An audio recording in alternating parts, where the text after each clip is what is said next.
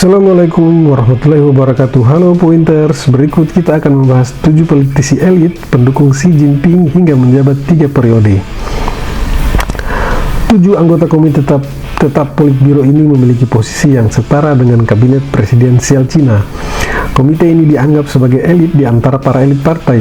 Untuk bisa mencapai posisi ini tidak hanya membutuhkan rekam jejak politik yang baik, namun juga manuver cekatan menghadapi persaingan internal.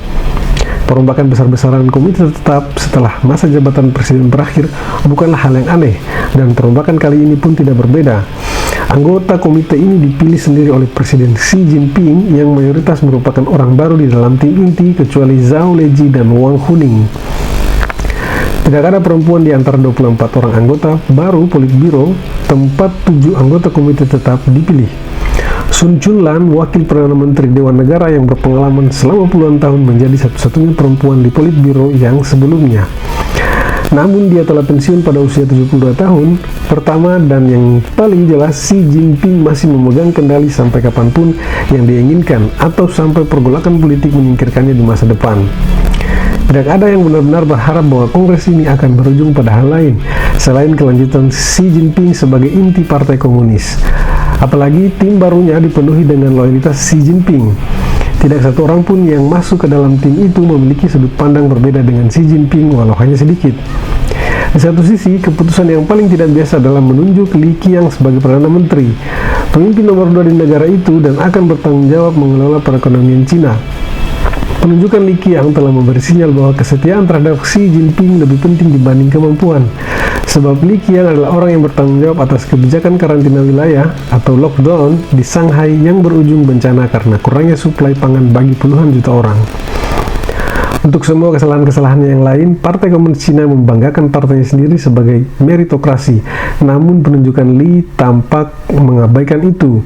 Yang lebih buruk bagi sebagian orang, Xi Jinping yang juga merupakan sekretaris jenderal partai sebenarnya tidak memiliki pemahaman yang kuat soal perekonomian dan apa yang diperlukan untuk mencapainya. Dia bahkan tidak memandangnya sebagai prioritas. Bagi Xi Jinping, disiplin partai dan dukungan nasionalis untuk negara saat dia berkuasa adalah yang utama, sedangkan hal-hal lainnya menjadi nomor 2. Terlepas dari dampak besar yang muncul akibat kebijakan nol COVID terhadap mata pencaharian masyarakat, penguatan atas komitmen teguh terhadap kebijakan itu tanpa jalan keluar yang jelas tampaknya menginformasi pandangan itu. Juga, sekali lagi, tidak ada perempuan di antara 7 orang anggota komite yang berada di puncak kekuasaan Cina.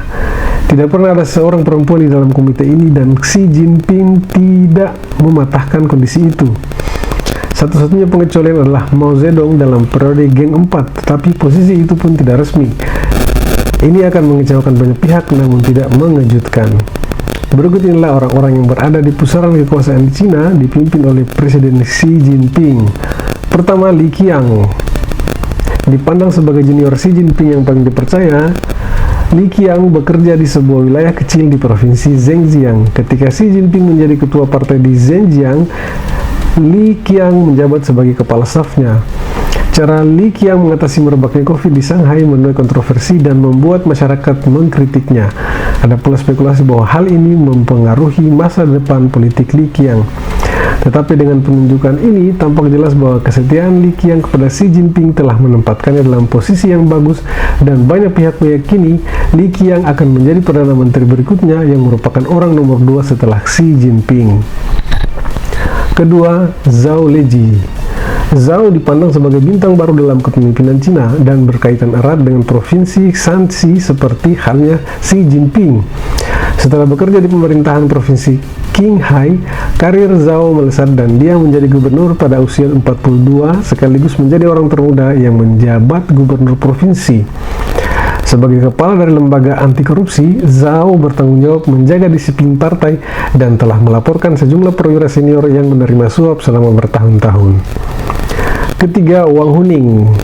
Seorang mantan akademisi dan profesor, Wang melejit setelah menarik perhatian politisi senior.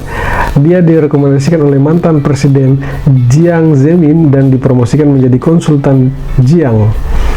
Sebagai pakar teori politik di partainya, Wang dianggap sebagai otak di balik konsep pemikiran Partai Komunis, termasuk ideologi untuk 3 pemimpin, yakni 3 perwakilan Jiang Zemin, pandangan ilmiah tentang perkembangan Hu Jintao, dan pemikiran Xi Jinping. Inisiatif sabuk jalan One Belt One Road Cina yang ambisius juga diyakini merupakan idenya. Dia juga disebut berhubungan baik dengan seluruh faksi di partai. Keempat, Cai Qi. Sebagai sekutu dekat Xi Jinping, dia telah bekerja di bawah kepemimpinan Xi Jinping di Provinsi Fujian dan Zhejiang. Cai juga telah menyuarakan kesetiaan mutlak terhadap Xi Jinping. Kesuksesan Beijing menjadi tuan rumah Olimpiade musim dingin di tengah puncak pandemi awal di dalam internal partai dipandang sebagai keberhasilan Cai. Namun dia juga pernah memicu kontroversi ketika pada tahun 2017 lalu meluncurkan rencana mengurangi populasi Beijing sehingga memaksa banyak orang berpenghasilan rendah pergi dari ibu kota. Kelima, Ding Huangxiang. Sebagai seorang insinyur terlatih, Ding memulai karir politiknya di sebuah pusat penelitian yang berafiliasi dengan pemerintahan di Shanghai. Meski dia tidak berpengalaman sebagai sekretaris partai atau gubernur pada tingkat provinsi yang biasanya dianggap penting untuk naik ke kekuasaan, dia menjadi sekretaris Xi Jinping pada tahun 2007. Sejak tahun 2014 dia menjabat sebagai kepala kantor kepresidenan, juga bertindak sebagai kepala staf pemerintahan Xi Jinping. Ding merupakan pendukung kuat pemikiran Xi Jinping. Dia juga adalah salah satu pembantu Xi Jinping yang paling dipercaya. Dia telah menemani Xi Jinping dalam banyak perjalanan di dalam maupun di luar negeri. Pengamat mengatakan bahwa dia mungkin menghabiskan lebih banyak waktu bersama Xi Jinping dibandingkan pejabat lainnya dalam beberapa tahun terakhir. Ketujuh, Li Xi. Seorang loyalis yang berhubungan dekat dengan keluarga Xi Jinping, Li Xi dipandang sebagai pemecah masalah dalam menangani skandal di provinsi Liaoning pada tahun 2017 soal data ekonomi yang dipalsukan.